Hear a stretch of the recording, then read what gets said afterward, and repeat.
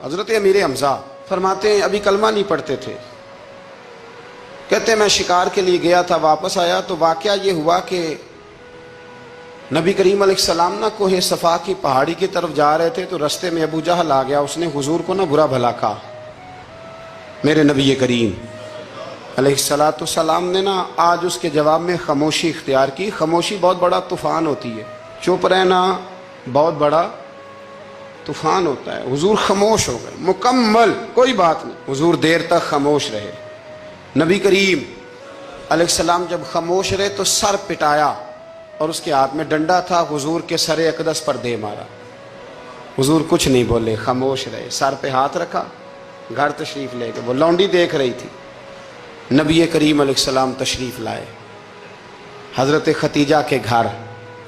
इतनी देर में हज़रत अमीर हमज़ा आए तो उस लौंडी ने ना जनाब अमीर हमज़ा को मुखातब किया, चूँकि उसने हुजूर को भी दूध पिलाया था और जनाब अमीर हमज़ा को भी बराबर की मोहब्बत थी, रज़ाई वालदा थी। हज़रत अमीर हमज़ा को देख के कहने लगी, अमीर हमज़ा कहाँ से आ रहे हो? कहा शिकार खेल के आ रहा हूँ। फरमाया क्या फ़ायदा तेरी बहादुरी का, क्या मतलब है तेरे इस सारे कारनामे का, क्या हुआ क्या? तो वो लौंडी कहने लगी कि आज मेरे सामने अबू जाल ने डंडों से इतना मारा है कि हुजूर के सरे अकदस से खून निकल आया है, खून निकल आया है। मुझे पता है अबू जहल ये जुल्म इसलिए करता है कि मोहम्मद इब्न अब्दुल्ला के वालिद मौजूद नहीं। आज अगर उनके वालिद होते, दादा अब्दुल मुतलब होते तो फिर मैं देखती थी कौन उनके करीब आता। ये लफ्ज़ कहे ना तो जनाब अमीर हमज़ा रो पड़े। शिकार वहीं फेंका, दरख्त से डंडा तोड़ा। अबू जाल बैठा था हरम मक्का में, कुफार के दरमियान टोलियां बना के वहां गए और जोर से डंडा उसके सर पे मारा और डंडा मार के कहने लगे तुझे शर्म नहीं आती? मेरे भतीजे को लावारिस समझते हो? जुर्रत है तो अगर आंख उठा के एक दफा देखो, मैं तुम्हारी आंख ना निकाल दूं। तो करो हिम्मत, अगर ताकत है तो बोलो अल्लाहु अकबर। जब ये लफ्ज कहे, जब ये बात करी तो अबू जाल कांपने लगा। कुछ लोगों ने चाहा हजरत अमीर हमज़ा के मामले में मुदाखलत करनी, पर कहने लगा चुप कर दो, तुम्हें पता नहीं ये शेर बड़ा है, ये दलेर है, ये ताकतवर है, खबरदार कोई बात ना करना। अल्लाह अकबर। हजरत अमीर हमज़ा वहां से ना निकल के तो सैयदा खतीजा के घर आए। सैयदा खतीजतुल कुबरा रदी अल्लाह तआला अन्हा ना नबी करीम को मरहम पट्टी कर रही थी। हुजूर ने चचा का चेहरा देखा तो आंखों में आंसू आ गए।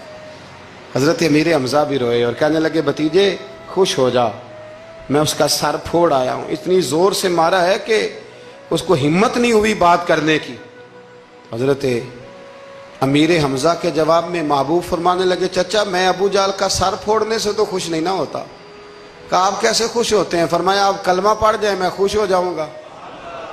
तो हजरत अमीर हमज़ा कहने लगे कलमा पढ़ने से राजी हो जाओगे, खुश हो जाओगे, बस इतनी सी बात? फरमाया हाँ। तो कहा पढ़ाओ कलमा,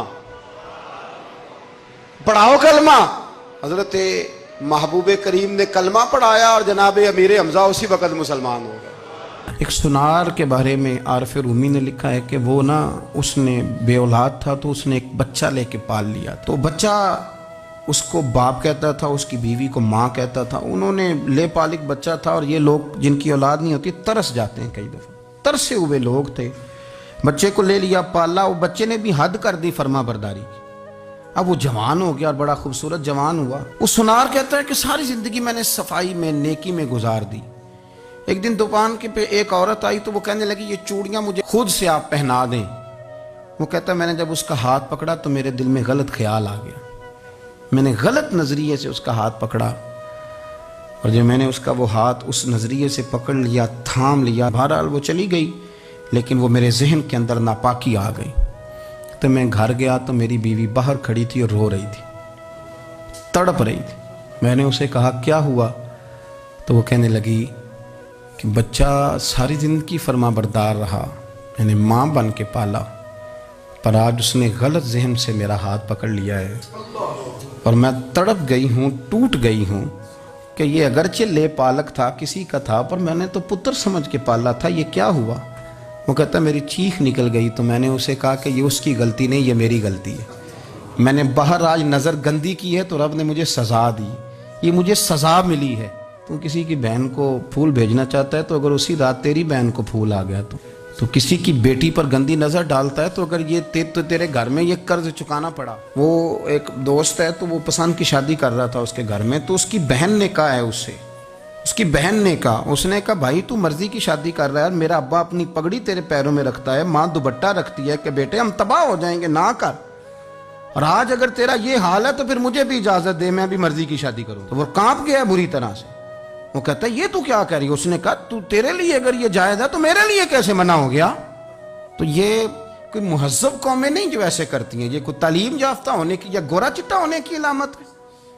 क्या आप किसी को फूल भेजेंगे? शर्म नहीं आती? मुहज्जब कौम और शरीफ लोग कौन होते हैं? मेरे नबी करीम अलैहिस्सलाम ने फरमाया अल हयाओ मिनल ईमान, हया तो ईमान का हिस्सा है। सरदार अहमद साहब रहमतुल्लाह अलैह के पास ना एक बूढ़ी अम्मा अपना बेटा छोड़ गई, तो हजरत साहब ने कुछ 2, 4, 5 महीने रखा, तो बाद में उसकी अम्मा को बुला के कहा कि तू बेवा है, बेटा तेरा यतीम है, मैं नहीं चाहता कि इसका वक्त ज़ाया हो, ये पढ़ने वाला कोई नहीं, सारे नहीं भाई पढ़ने वाले होते, अब यहाँ वाला माँ बैठे हैं, मैं बेअदब भी ना हो जाऊँ, कुछ पूरे 8 साल लगा के भी आ जाते हैं, सनद भी उनके पास होती है, नाराज ना हो जाना, ये तो सब अच्छे लोग हैं, सनद होती है पर पता पुता कोई नहीं होता, ये आला हजरत ने लिखी है बात, सनद होती है, पूरी डिग्री होती है, उस पर कई लोगों के साइन भी होते। तो बहुत सारे तालिब इल्म ऐसे होते हैं जो मदारस में कहते हैं मैं फाजल फलां हूँ, लेकिन कोई शय पास, तो मौलाना सरदार अहमद साहब मुहद्दिस आज़म पाकिस्तान रहमतुल्लाह अलैह उस बूढ़ी को कहने लगे तेरा बेटा कुंद देना है, पढ़ना पढ़ाना इसने कुछ भी नहीं, तो यतीम बच्चा है, कल को तो कहेगी कि मेरे बेटे ने वक्त ज़ाया किया तो वापस ले जा। बूढ़ी अम्मा रोने लग गई, कहने लगी मैं पढ़ाने तो नहीं लाई थी, मैं तो आपको रब का वली समझती हूँ, मैं तो नौकरी कराने लाई थी, नौकरी। हजरत अनस बिन मालिक कहते हैं मेरी अम्मा भी हुजूर की बारगाह में दे गई थी, हुजूर की बारगाह में, ये नहीं कहा था कि या रसूलल्लाह पढ़ा दें, हाँ हाँ मैं जिम्मेदारी से बात कर रहा हूँ, ये नहीं कहा था हुजूर मुजाहिद बना दें, ये थोड़ी कहा था कि या रसूलल्लाह सल्लल्लाहु ताला अलैहि वसल्लम से मुफस्सिर मुहद्दिस मुहक्किक मुफ्ती बना दें। हजरत अनस की अम्मा कह गई थी सोनिया जब तक ये रहेगा ना आपकी नौकरी करेगा, ये घर के काम काज करेगा, ड्यूटी करेगा, हुजूर ये आपकी नौकरी करेगा। तो मेरे महबूब ने फिर दुआ कर दी अल्लाह इसे बरकत अता फरमा। तू समझता है खिदमत वाला खाली रह जाता है? जितना जायका खिदमत वाले को मिलता है, जो उसके नसीब में आता है, वो किसी का नसीब कहां भाई।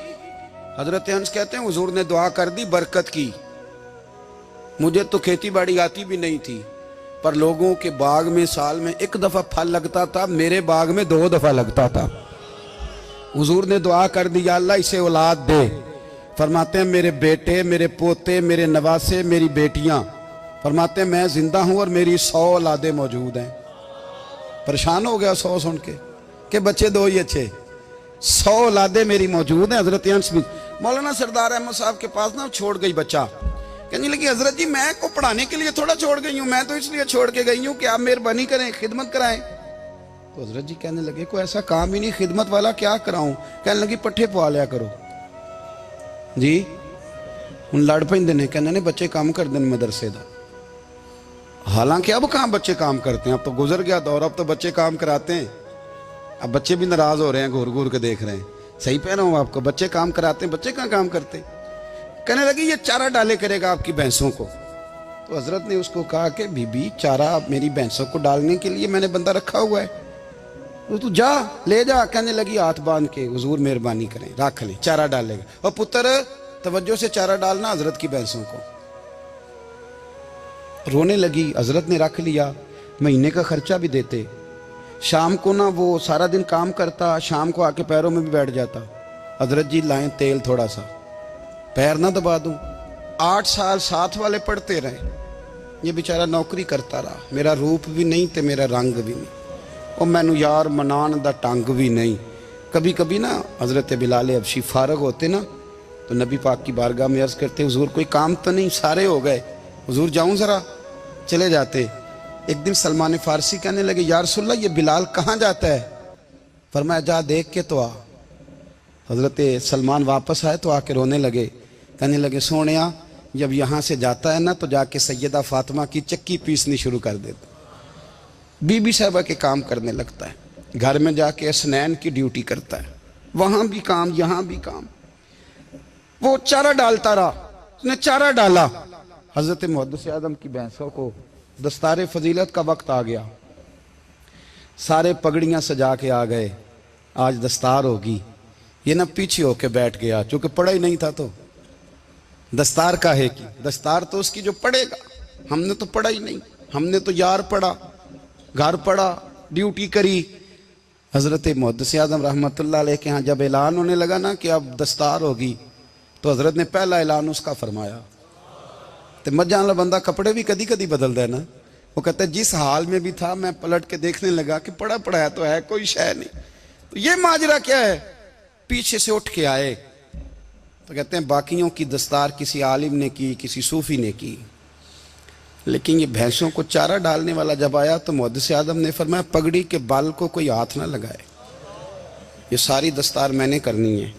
और फरमाते हैं हजरत बाल भी देते जाते थे और आंसू भी बहाते जाते थे, माथा भी चूमते थे और फरमाते थे दस्तार के बाद चला तो नहीं जाएगा यार, मुझे तो इबादत भी नहीं रह गई, मुझे तो चाबियों को भी नहीं पता कौन सी कहाँ रहती है, जाएगा तो नहीं तू। तो रो पड़ा, कहने लगा सोने जाए तो वो जिसके पल्ले कुछ है हो, आता जाता तो है कुछ नहीं, मुझे किसने रखना है, मैंने कहाँ जाना है, इधर कहाँ, तो इधर ही रहूँगा। वो उस तालिब इल्म के सारे उस्ताद भाई कहते हैं उसने दस्तार कराई, पढ़ा पढ़ाया कुछ नहीं, पर जो मसला अड़ जाता था ना, वो जो अड़ जाता था ना, वो जाके उससे पूछते थे तो किताबें खोलने की जरूरत नहीं पड़ती थी।